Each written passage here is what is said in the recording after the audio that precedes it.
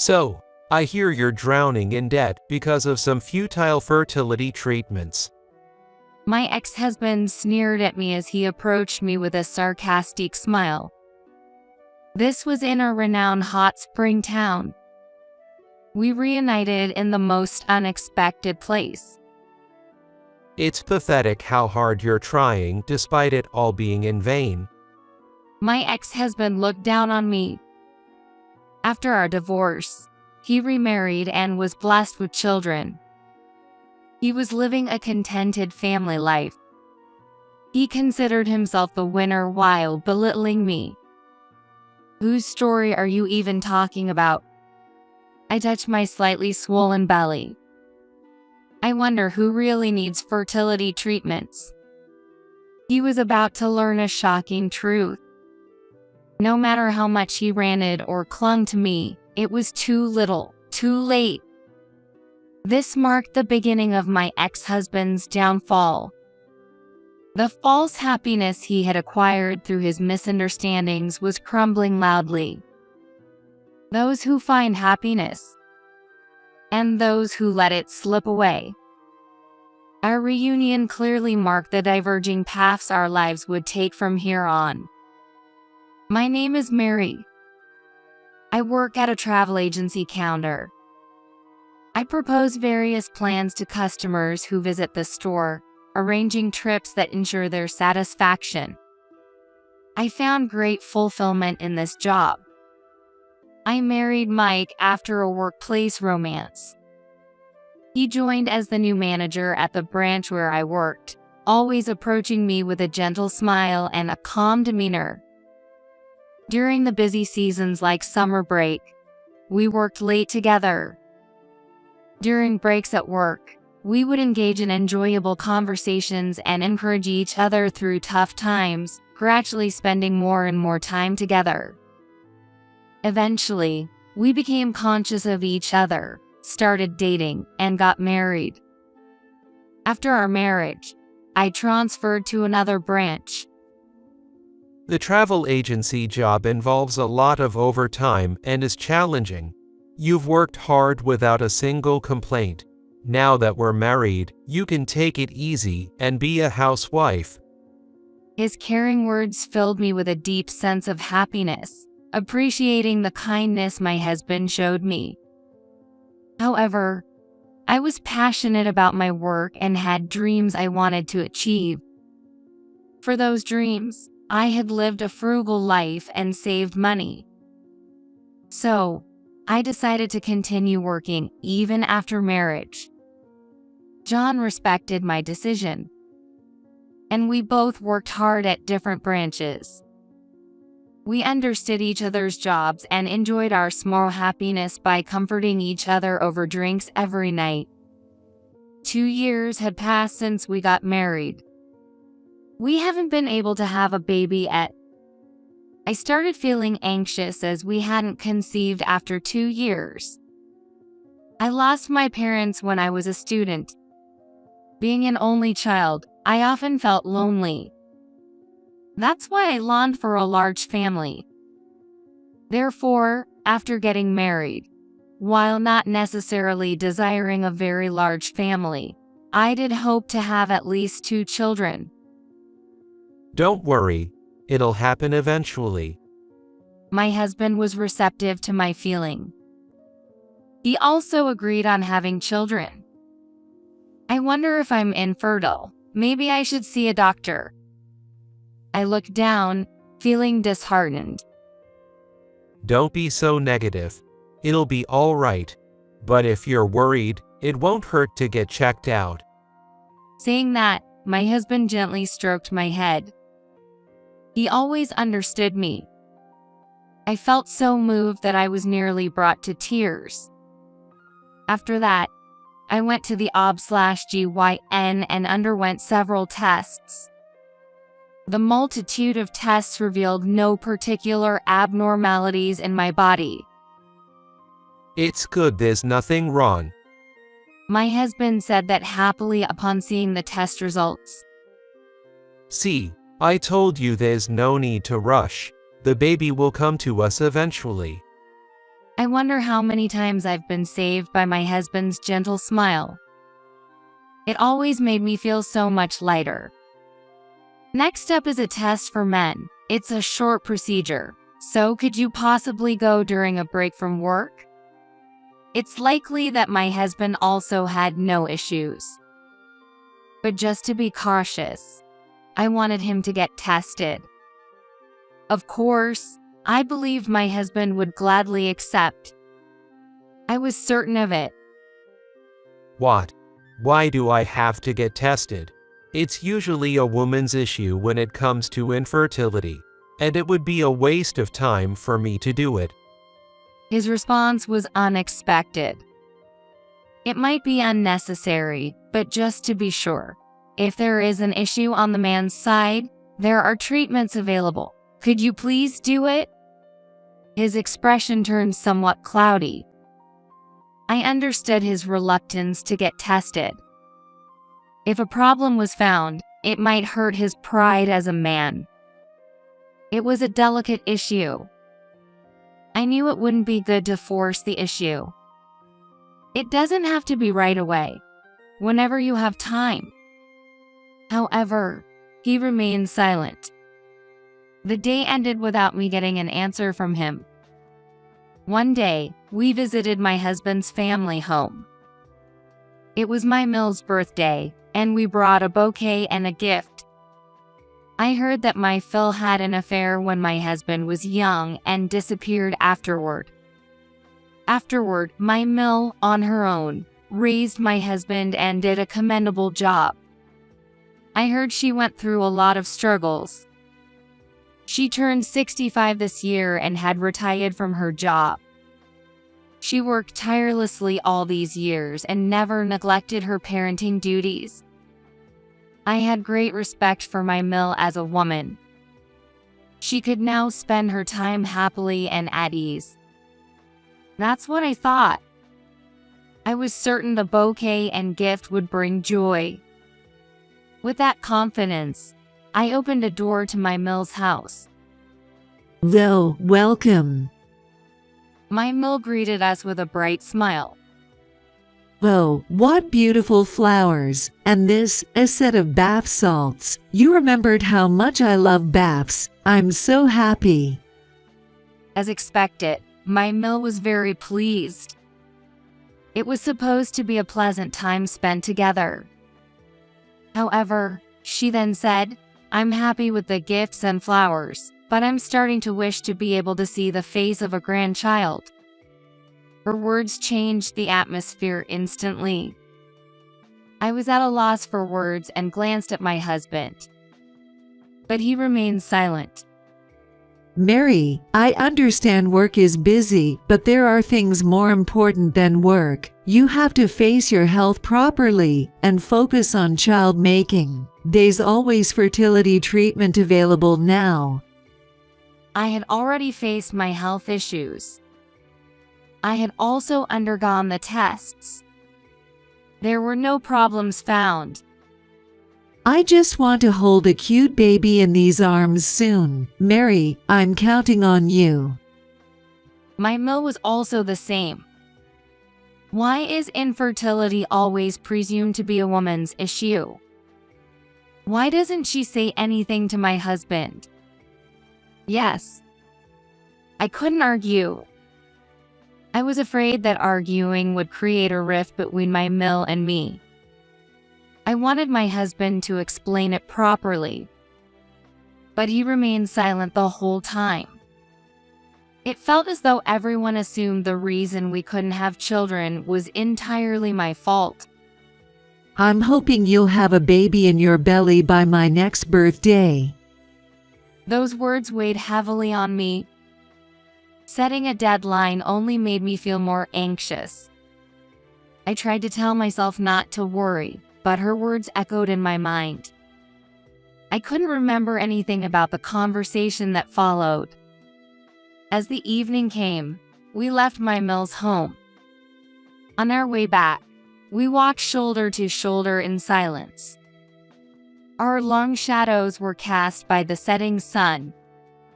I kept looking at those shadows. My husband's shadow marched straight ahead. What was he thinking? How did he take his mother's words today? I wanted to ask but couldn't bring myself to do it. No, I was afraid to ask about it.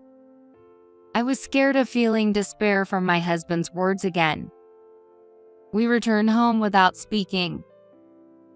I'm starving. Let's have dinner quickly. He said that, acting as if nothing had happened. He probably planned to end the day without addressing my feelings. I decided to speak up boldly. Hey, John, about what your mom said today. He turned to me with his usual smile. What about it? Was that smile just for show? She said she wanted grandchildren. I looked straight at him. Yo, but if it's not happening, we just have to wait, right? No, that's not what I wanted to say. She told me to think about my body over work and to undergo fertility treatments. But I have faced the issue and got tested, and there were no problems found. His expression slowly changed. Why didn't you say anything at the time? It feels like it's all my fault. But it's not me who isn't facing the issue. It's you, John, isn't it? I didn't intend to say it like that. But once I started, the words just wouldn't stop. All my pent-up frustration erupted. What the hell? Always about the tests. I've told you, infertility is a woman's issue. And what mom said wasn't wrong. It's not my fault. He got angry, his face turning red. He wasn't the husband I knew. I know it's not your fault, John. It's wrong to blame anyone for infertility. But I just want to move forward. To do that, we need to start with the tests, whether it's for treatment or not.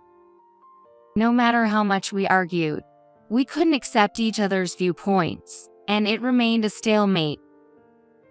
This is too much hassle. I'm hungry. I'm going out to eat. With those words, my husband left the house. I was left alone in the quiet room. Suddenly, I felt all the strength drain from my body, and I slumped onto the sofa. The image of my husband yelling kept flashing back in my mind. Was it my fault? I didn't mean to upset my gentle husband. This wasn't what I intended. I just wanted him to understand. I wanted us to work together towards our future. The testing was for that purpose. I couldn't stop my tears. In the quiet room, only the sound of my sobbing echoed. The next morning, my husband returned home in silence. You said you were going out to eat. Where did you spend the night? I was worried. He didn't seem to listen to me. It doesn't matter. That was all he said before leaving for work. It was our first major fight. These things happen. I hoped he would be in a better mood by evening. Thinking this, I too headed to work. I kept sighing all morning. However, my husband's mood didn't improve for days. He started leaving home earlier and coming back later than before. On weekends, he would go out without a word and return when I was asleep. The time we spent together as a couple had drastically reduced. It felt like he was avoiding me. I no longer knew how to interact with him. Eventually, this silent coexistence became our new normal. I couldn't even remember the times when we cherished being together. What had driven us to this point? Was suggesting the test really so wrong? And finally, my husband stopped coming home. You've been away a lot recently. Where do you stay? He had started to have conversations with his back turned to me.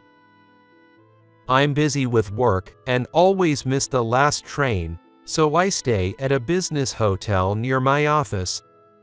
Likewise, he kept his back to me. I see. Then he headed to the bedroom. At some point, my bed had become the couch. It's just a ridiculous excuse to say that work ran late and you missed the last train. It wasn't our busy season. He was hiding something. My suspicion turned into reality weeks later. My husband comes home every few days, dumping a huge pile of laundry on me. Then he packs his freshly washed underwear and clothes in his bag and hurries out. You could do your own laundry. It's not that much trouble. I muttered as I loaded his laundry into the washing machine. At that moment, something dropped with a clink. I looked at the floor but found nothing. However, I was sure I had heard something. I searched again, more carefully this time. What could have fallen? Stepping back, something sparkled at my feet. Here it is. What is this? I picked up the shining object and held it in my hand. Oh. I was at a loss for words. What sparkled in the palm of my hand was a small earring. My mind went blank for a moment, but I wasn't as shocked as I thought I would be. By the time he stopped coming home, it was clear to anyone. My husband was having an affair. Somewhere in my heart, I harbored those suspicions. But I was afraid to confront the truth and tried to dismiss it. I didn't want to hurt myself. However, I was now confronted with reality. I wouldn't run away anymore. I decided to have an honest conversation with my husband. With evidence of his infidelity in hand, it was time to end our marriage. The next day, I headed to a detective agency. A few days later, my husband's affair was confirmed. The other woman was a new employee at the branch where my husband worked. She joined the company around the time when cracks began to appear in our marriage, a young and attractive staff member. My husband, with his characteristic gentle tone and charming smile, captivated her. He got closer to her by acting as her mentor and eventually started a relationship.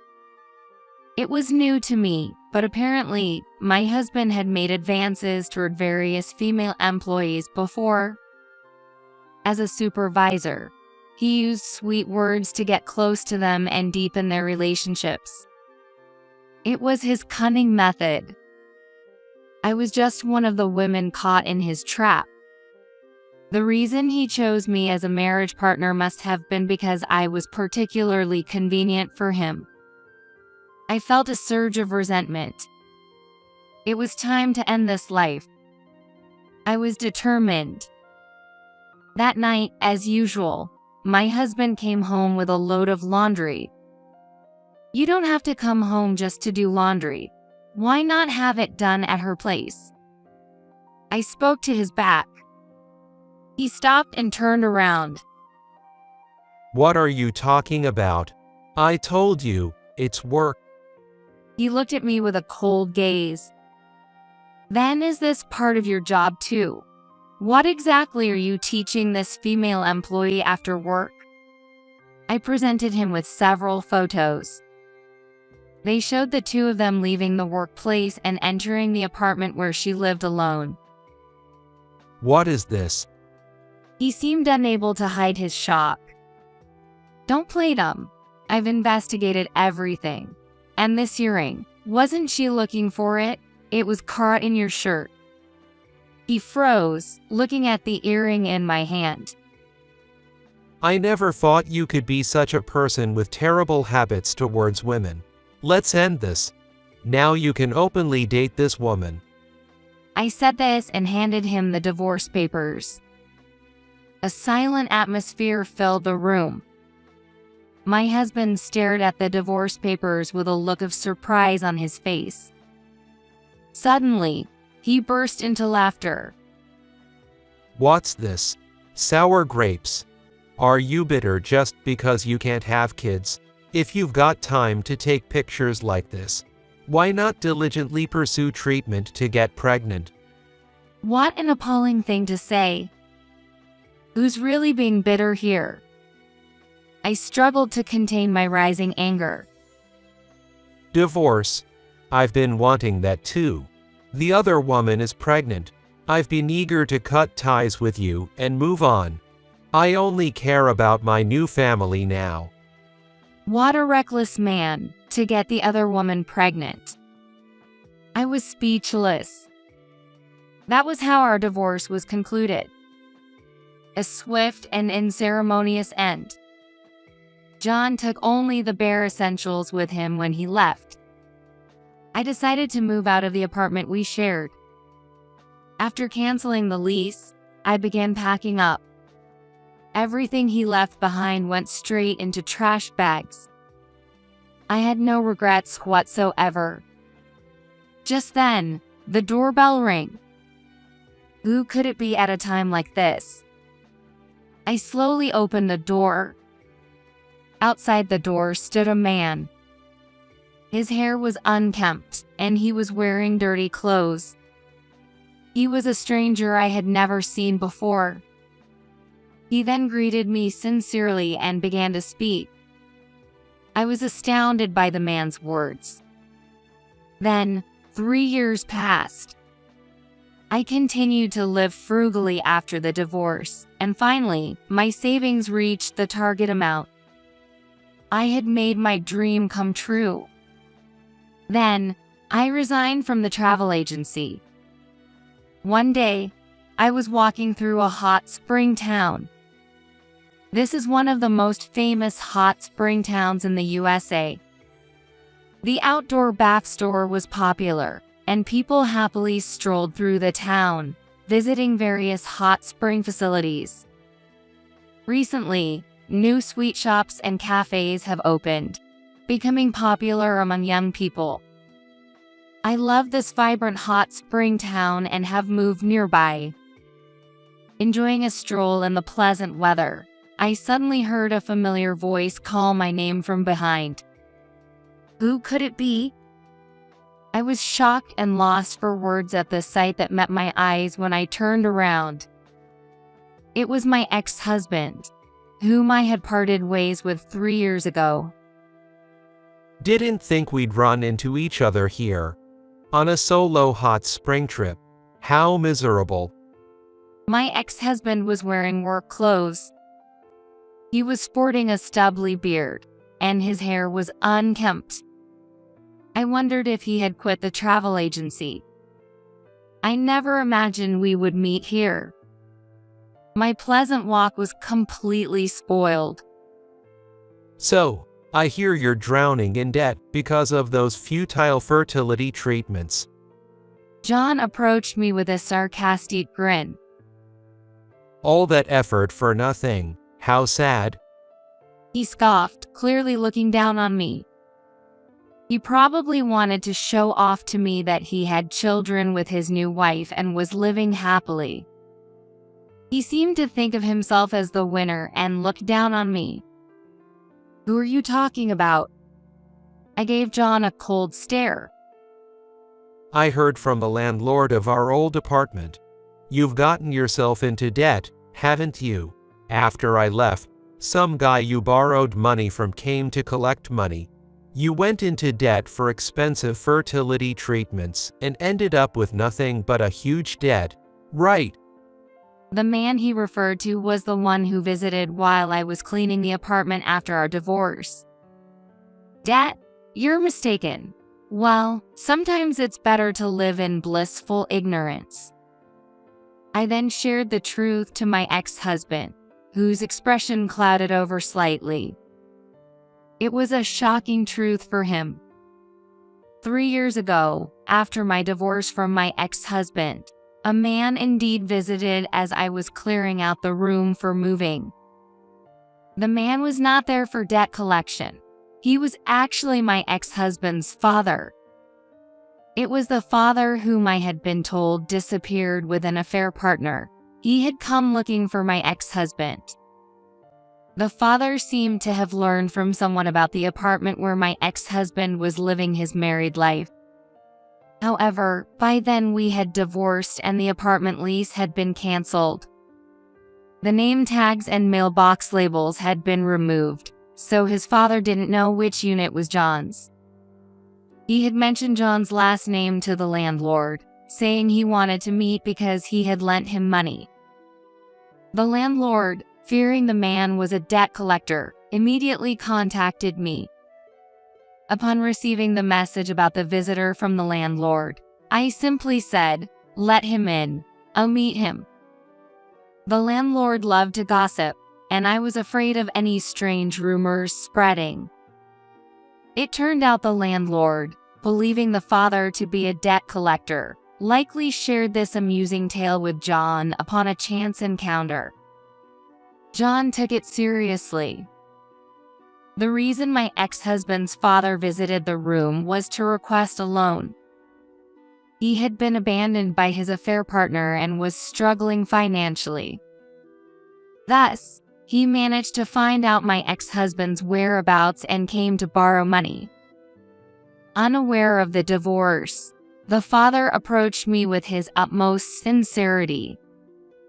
However, to me, a divorced woman, this was entirely irrelevant. This man was no relative or concern of mine. I directed him to rely on my ex-husband instead, giving him John's contact information. With that, he left. Hearing this, my ex-husband became furious, his face turning bright red with anger. You gave him my contact. Since then, I've been hassled with support inquiries. In the hot spring town filled with cheerful laughter, my ex-husband's angry voice stood out. Why should I have to support him? He left me and my mother. It's too much for him to show up now expecting help. It's understandable that my ex-husband would be angry. It was entirely his father's selfishness. However, I had no sympathy for that situation. Then my wife said she couldn't deal with such a troublesome Phil, and talked about getting a divorce. That sounded unfortunate. But for the sake of our unborn child, I convinced her to give our marriage another chance, and by helping with her family's cleaning business, we managed to settle things. I looked at the logo on my ex-husband's work clothes. It seemed that his wife's family was in the cleaning business, judging by the company name written there.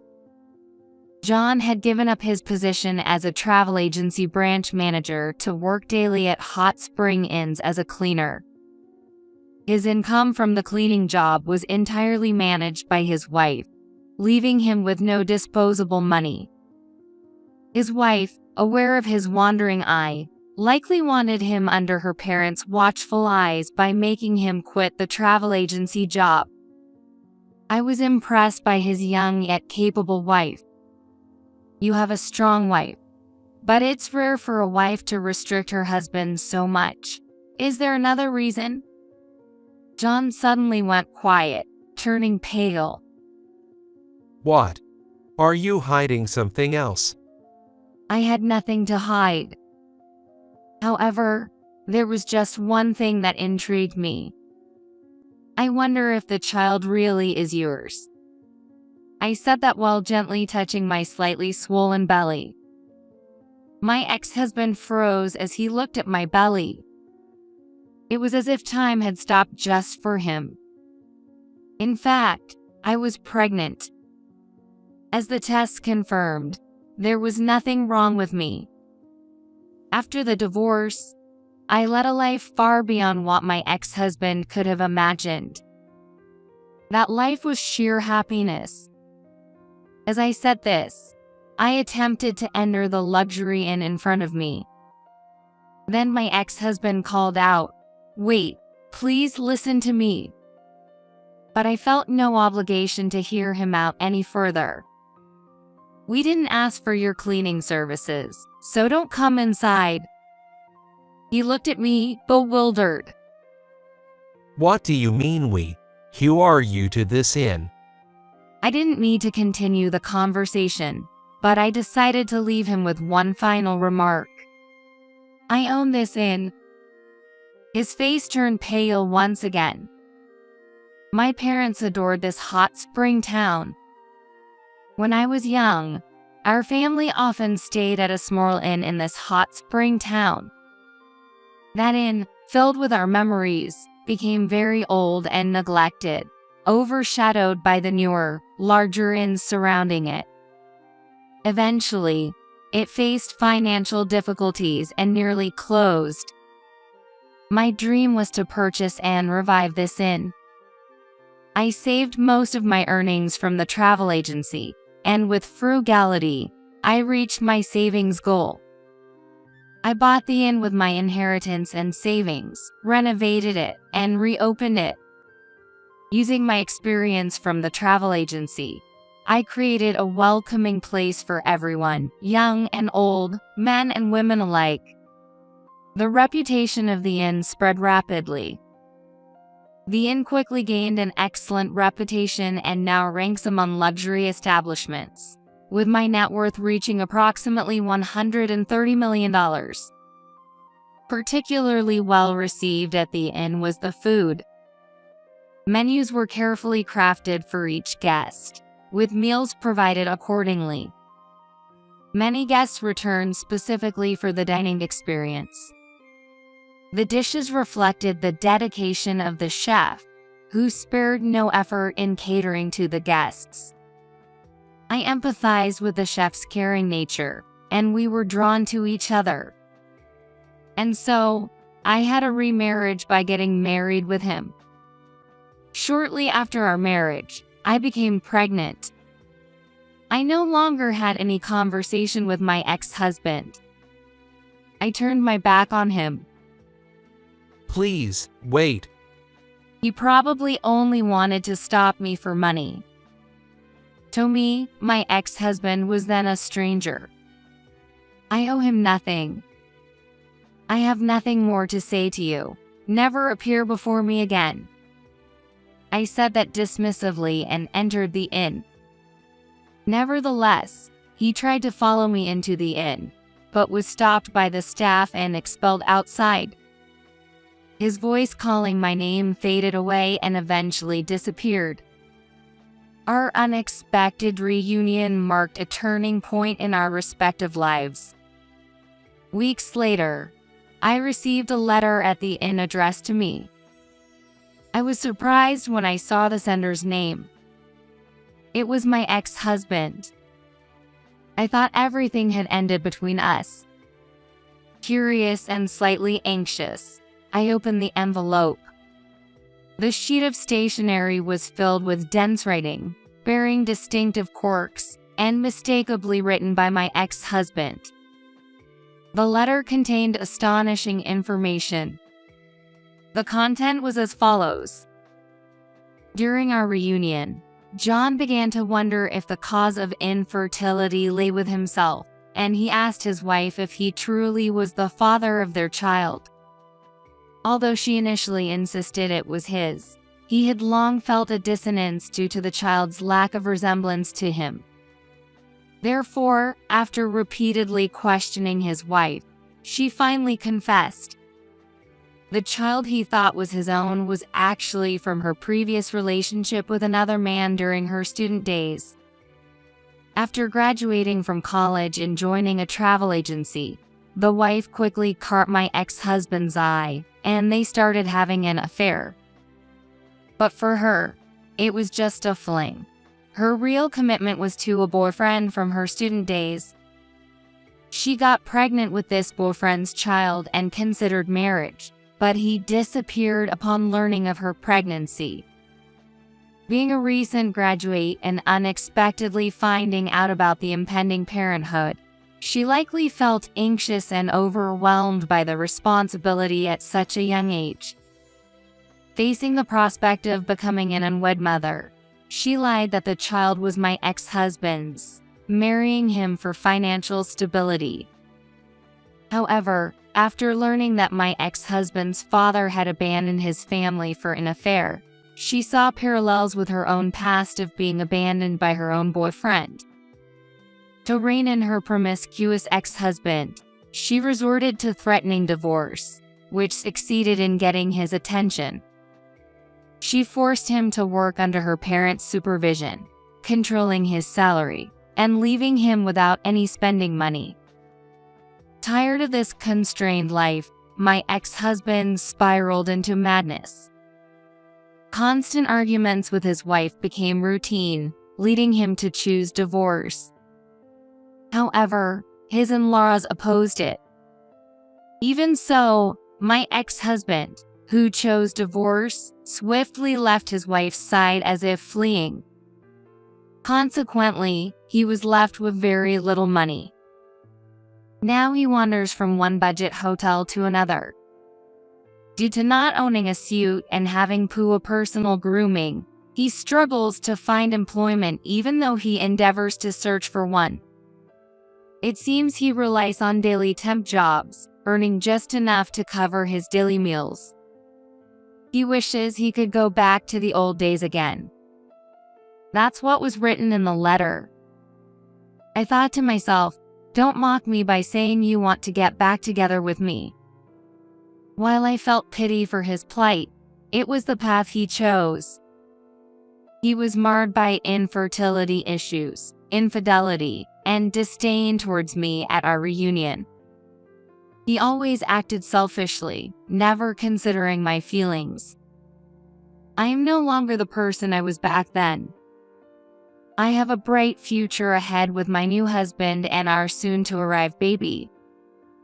I instructed my lawyer to issue a restraining order if he ever tried to contact me or appear before me again. And then, I tore up his letter. I'll give birth next month. I do feel both the joy of meeting my baby and the anxiety of my first childbirth. But with the encouragement of my kind husband, I'm getting through each day. He always cares about my health and helps with the chores on weekends, so with him by my side, I'm definitely okay. Today is my husband's day off. Walking through the spa down together, we feel the changing seasons, and afterwards, we soak our feet in a foot bath and take a deep breath. That's our favorite walking route. Oh, the baby just kicked, I exclaimed, and my husband quickly placed his hand on my belly. He then softly spoke to our unborn child. This happiness is not something to be taken for granted. That's why I think we should cherish it. And so, I took another deep breath of the air in this town, surrounded by the beautiful nature.